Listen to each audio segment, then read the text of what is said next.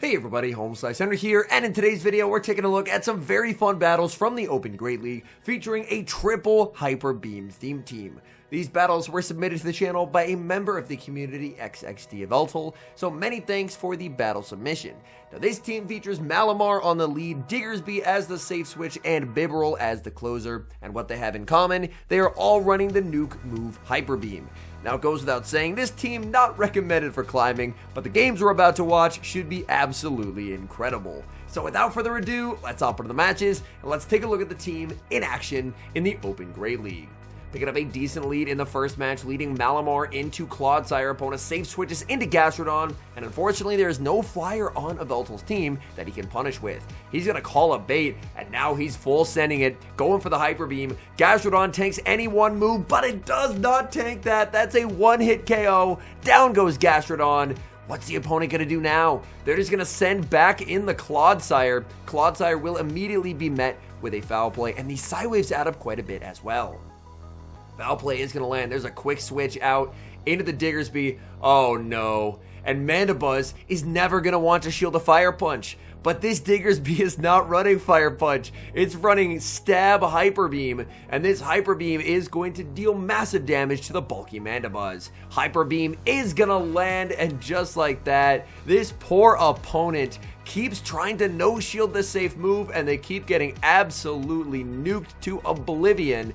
Diggersby still not in range of another move from the Mandibuzz, picking up a knockout. They go for the aerial ace. That is survivable. Gonna bank a Hyper Beam, send in Bibberl. Bibberl immediately met with Clodsire energy. Bibberl going to no shield. It is going to be the Sludge Bomb from the Clodsire that does do quite a lot of damage. And now Bibberl will look to grab the first shield of the game with a Surf. This poor opponent has had two Hyper Beams thrown at them. They have shielded neither one, and now the first shield of the match comes on the first non-Hyper Beam move that they see. Surf number 2 fired off by Bibberl. That is going to be shielded, and there's the nasty combo play right on cue. In comes Diggersby. That's going to be good night to the Clodsire. In comes the Mandibuzz. Diggersby does make it to the Scorching Sands. This is double resisted damage, but the opponent does not have the health to survive it, and they get KO'd.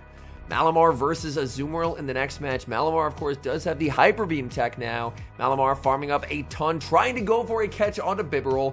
Opponent switches a Jumpluff into the Bibberl safe switch. Jumpluff, of course, has Energy Ball. Energy Ball would inflict massive damage. Now, typically, as the Jumpluff, you can very comfortably tank a Hyper Fang. But what you're not going to tank nearly as well is a Hyper Beam. They try and get to the Energy Ball, and they do not get there. Back in comes Azumarill. Play Rough will not be enough to KO, so this is a very safe no-shield from Bibberl. Bibberl firing off the Hyper Beam. The opponent's already seen the beam once. They have to commit the shield here, and they do. Quick switch to the Malamar, but are they respecting the fact that this could be a triple beam team? No, they do not.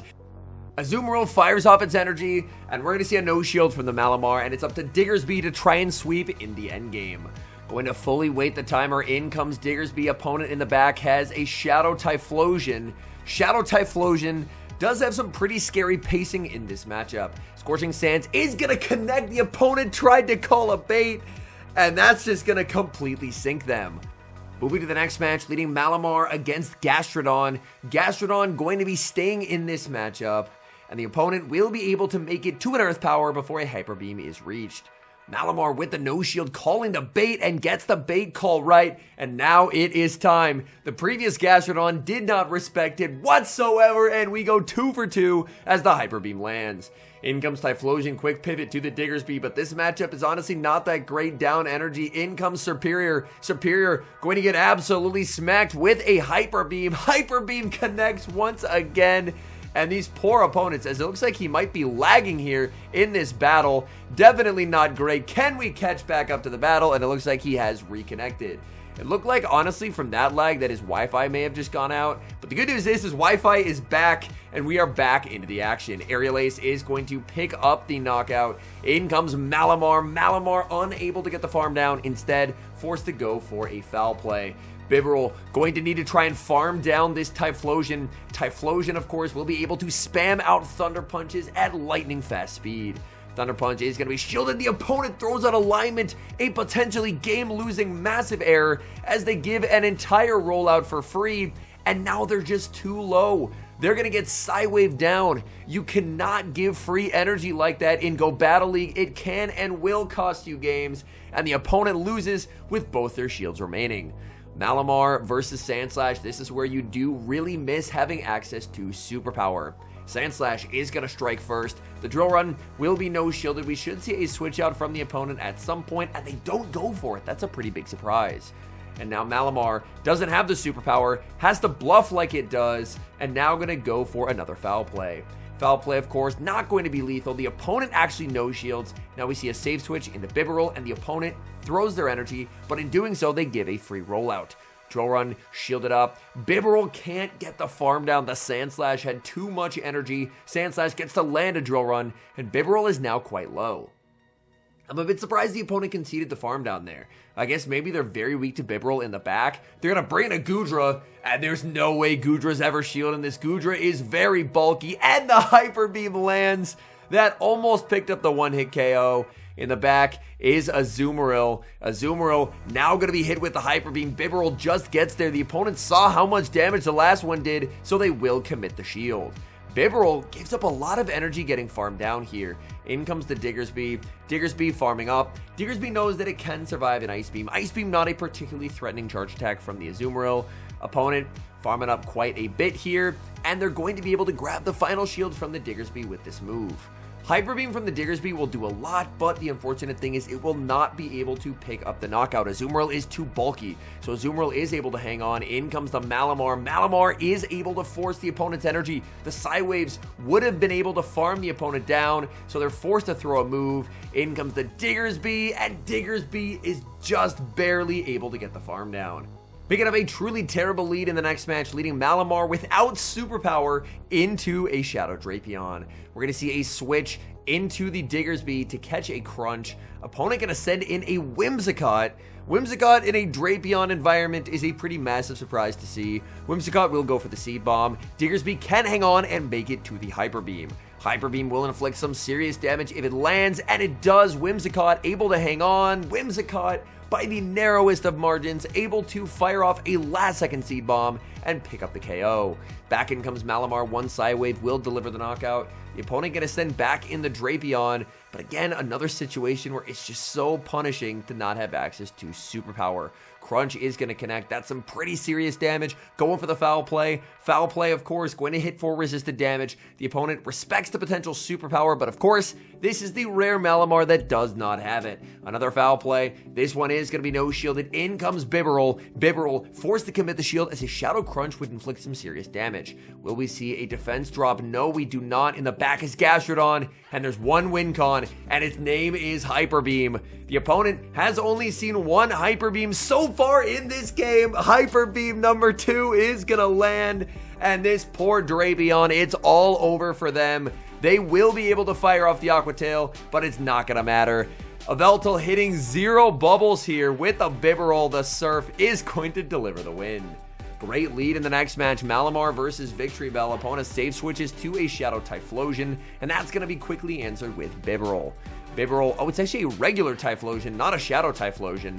I'm always surprised to see regular Typhlosion, because usually with these glass cannons, you want to try and max out the amount of damage you can get. The Surf is going to pick up the KO. In comes the Victory Bell, and Victory Bell, these fast moves add up in a hurry, so Bibarel just going to go for the Surf, as Victory Bell is probably shielding anyway. And now you just want to bring back in the Malamar. These Psywaves absolutely deleting the opponent. Malamar is going to commit the shield, and that way it's going to be able to take a lot of energy into the end game. Acid Spray was the move. Thrown in the back is Bastiodon, and they just need to quit, man. There's no way they're playing this out. If they play this out, I have not seen these battles. I hope there is a Hyper Beam BM, because that would be truly glorious. There's just no way for Bastiodon to win. Why are you in this game still, opponent? They go for a Stone Edge. Come on, Hyper Beam, please. Please go for the Hyper Beam. Oh, he built up to it and he didn't go for it. Oh, he's undercharging. He is going for the bad manners here. Can he get the Hyper Beam? I don't think he's going to be able to get there. I think the quick attacks are going to do too much damage. He's finally going to go for the Flamethrower, and he's doing it. He's going for the Hyper Beam BM. Let's go. Hyper Beaming a Bastiodon. What more can you ask for than that? Malamar versus the Talonflame. Good lead for the Malamar generally. Malamar does have a pacing advantage in this matchup in the 0 and the 1 shield, able to grab an early shield from the opponent. Malamar more than happy to let the move go. It's going to be the Flame Charge, opponent now boosting up their attack. The Malamar able to hang on, withstanding that boosted Incinerate, making it to foul play number 2, and picking up the knockout. Winning the 0-1 is absolutely diabolical, and that sets up the Dunsparce for the opponent in a truly terrible position as it's answered with Diggersby. Drill Run just going to do absolutely nothing here. Going to fire out the Scorching Sands. Scorching Sands does not do much neutrally because Dunsparce is extremely bulky, but the goal is basically just to try and get a little bit of chip. In comes a Chestnut. Chestnut is going to go for a Frenzy Plant, and that will be, oh, they're actually running Thunder Punch, and the Thunder Punch bait. But now Diggersby going for a Hyper Beam at this Chestnut. Chestnut does not respect it, and they just get farmed down. Back in comes the Dunsparce. And even after all these charge attacks taken, it's still not in Drill Run range. The Diggersby able to hang on, make it to the Scorching Sands, and then from there, Bibarel is going to very comfortably clean up this game.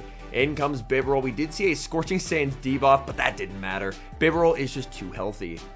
Picking up a tricky lead in the next match, Malamar into Shadow Jumpluff. Shadow Jumpluff just is very fast pacing thanks to Fairy Wind. Malamar is going to no shield as the Jumpluff goes for the Aerial Ace, but Jumpluff is going to make it to another charge attack before Malamar is able to make it to the Hyper Beam. Malamar is going to commit the shield, opponent is going to switch out into Feraligatr. Feraligatr, Malamar went straight for the Hyper Beam, and that's going to be a full one-hit KO. Back in comes the Jumpluff. Jumpluff taking quite a bit of Psywave damage as Malamar does make it to a Foul Play. Foul Play is shielded, and that's going to be a pretty big problem as this Jumpluff has so much energy. In comes Bibarel, but even if you shield an Energy Ball, the opponent should be able to make it to another one, and unfortunately, I believe from a Shadow, that just cleanly one-hit KOs the Bibarel. It is going to be the Energy Ball. Down goes Bibarel. In comes Diggersby. In the back is Gastrodon.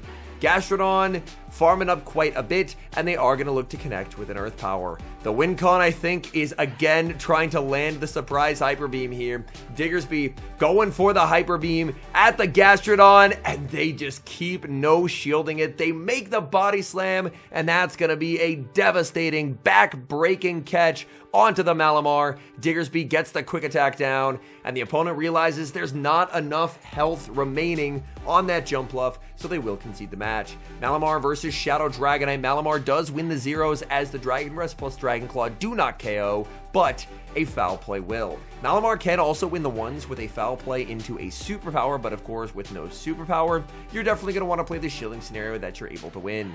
In comes the Diggersby. Opponent is going to send in Azumarill, and Azumarill will immediately be met with a Hyper Beam. Hyper Beam is going to connect, and that does some pretty solid damage. Ice Beam will not be enough to knock out, but it's going to get this Diggersby very low, and it might prevent the Diggersby from getting to another Hyper Beam, and it will. Diggersby only able to get a Scorching Sands. Scorching Sands, a pretty decent move, but Azumarill is just too bulky. In comes Bibarel. Bibarel going to try and go for an ambitious farm down, decides against it, and is able to make a nice catch and switch out onto the Malamar. Malamar absorbing that damage, no problem. The opponent concedes that farm down to Bibarel, which is a pretty big surprise. What is going to be the final Pokemon? Is it going to be the Ferrothorn? Dragonite, Azumarill, Ferrothorn is a pretty popular team. Dragonite will go for the Dragon Claw, and no, it's the Ferrothorn, and that's just going to be game over as even a Hyper Beam, that's just survivable for the Ferrothorn. Ferrothorn in a perfectly fine position. Bibarel will commit the shield, but there's just no hope at this point. Bibarel farms up a ton, but a Surf will not be enough to pick up a knockout at this health range, so the opponent has a very safe shield of the first because they know the second move cannot be a Hyper Beam. Surf gets the Ferrothorn low, but it's not going to be enough. Bibarel will get KO'd, and unfortunately, this game will end in defeat. Hopping into the final match, why is there an Altaria on my screen in Season 21 of Go Battle League? Malamar versus Altaria. This is not what I was expecting whatsoever. Altaria going to be immediately hit with a Hyper Beam. Hyper Beam is going to land. Quick switch to Diggersby, and the Altaria actually throws energy. That's a pretty big mistake from the opponent. Why would you throw energy when you had a good Pokemon to switch into? They send in a Azumarill. They could have saved that energy for later, but the opponent used their energy extremely inefficiently, and as a result, now that Altaria basically can't do anything in the endgame. Azumarill does actually play to a CMP tie that it does not win, and they actually get KO'd as a result. In the back, they're going to have Typhlosion, and Typhlosion will be answered with Bibarel. Thunder Punch thrown on alignment. Timing versus rollout can be tricky, but my goodness, there's been a lot of games where opponents could have potentially won, but they just completely threw away their win con with their move timing. Surf is going to be shielded. This opponent is going for good timing. They are going for one more Incinerate. That is going to force their final shield. They can throw one more, and now they are at the back-to-back. So if you're XXD Yveltal, you just have to let this go, understanding they have two moves. In comes the Malamar, opponent switches into Altaria, they get farmed down, they realize they just don't have enough energy, and they will concede the match. All in all, these were some very fun battles, so many thanks to the submitter for sending them in. It goes without saying, this is not a team that I'd recommend for climbing if you are looking to gain elo. More so just a fun team to watch and see just how many Hyper Beams can one man land over the course of a few sets of battles. Anyways, thank you guys so much for watching. If you're enjoying the content, make sure to leave a like and subscribe to the channel if you haven't. And a special thank you as always to our channel members here on YouTube. The support guys provide is genuinely so appreciated. So thank you guys oh so very much. And until next time, I've been HomeSliceHenry.